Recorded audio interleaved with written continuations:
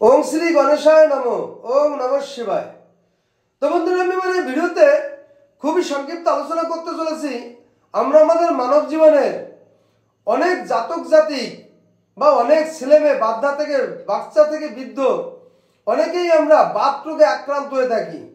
এই বাত রোগ আমাদের শারীরিক প্রচন্ড বেদনাদায়ক হয়ে থাকে এবং আমাদের হাত পা চিবোতে থাকে এবং আমরা যন্ত্রণার অংশ ছটফট করতে থাকি।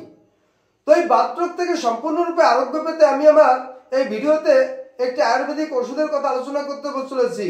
কোনো ব্যক্তি যদি বেলপাতার রস 1 তোলা, সন্ধ্যা প্লবন, শিকি তোলা, আদার রস 1 তোলা একত্রে মিশিয়ে সকাল এবং সন্ধ্যায় প্রতিনিয়ত কিছুদিন সেবন করতে পারে, তাহলে ওই ব্যক্তি সর্বপ্রকার বাত রোগ থেকে 100% আরোগ্য পেতে পারে।